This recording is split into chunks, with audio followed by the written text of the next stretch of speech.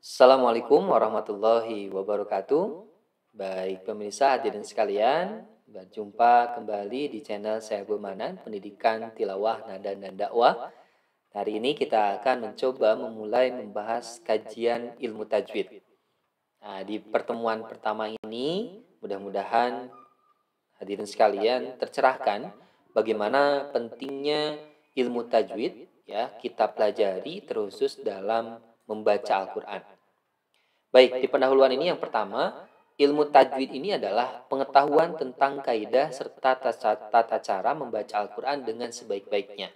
Sehingga sebuah keniscayaan bagi orang yang membaca Al-Quran tanpa ilmu tajwid. Ya, bahkan ada dalam sebuah kitab menjelaskan dalam Al-Jazariyah, malam yujawwidil Quran asimu. Barang siapa membaca Quran tanpa tajwid, maka berdosa hukumnya. Ada yang menyebutkan seperti itu. Yang kedua, tujuannya sih untuk apa? Ilmu tajwid ini ialah memelihara bacaan Al-Quran dari kesalahan dan perubahan serta memelihara lisan, mulut dari kesalahan membacanya. Hati-hati beda antara nyanyi dengan melantunkan ayat Al-Quran. Quran itu ada yang disebut dengan makhraju huruf atau tempat-tempat keluarnya huruf. Sehingga penting ya supaya memang kita terpelihara dari kesalahan-kesalahan. Karena satu huruf saja salah itu bisa berubah makna. Yang ketiga, terutama dalam ilmu tajwid ini dibahas tentang huruf hijaiyah dan macam-macam harokat, serta dalam bermacam-macam hubungan. Nah, nanti bagaimana huruf hijaiyah ini diucapkan, ada tempat-tempat khusus. Ada yang keluar dari al-jauf, kemudian ada yang keluar dari al-halaq, al-halqi, asy-syafatayn, al-khaysum, dan lain-lain. Nah, nanti kita bahas di episode selanjutnya ya, masih panjang.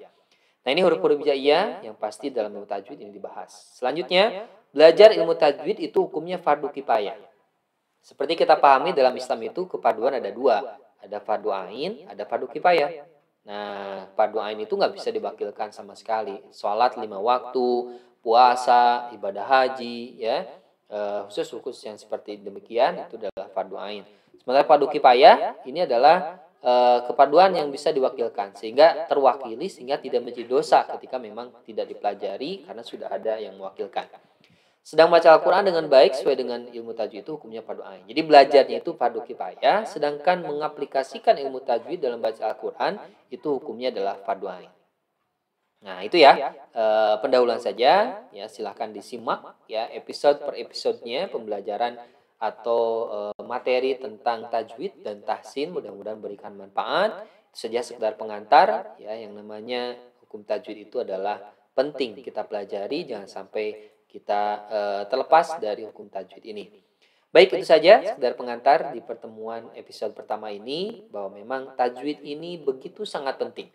Ya, ibarat kalau misalkan sayuran ya, kalian minum sayur atau makan sayur, mohon maaf, ya sayurnya tanpa garam gitu ya, artinya ada yang kurang. Begitupun baca Al-Quran harus ada tajwid ya, begitupun nanti kedepannya tahsin, kalau misalkan memungkinkan belajar lagunya itu lebih maksimal karena Al-Quran ini begitu sangat kita yakini adalah sebuah mujizat, maka harus menggunakan seni ya. Beda kan orang baca misalkan Bismillahirrahmanirrahim dengan baca Bismillahirrahmanirrahim.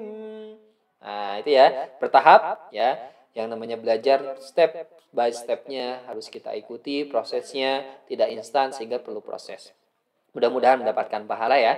Itu saja, mudah-mudahan bermanfaat. Sekian, assalamualaikum warahmatullahi wabarakatuh.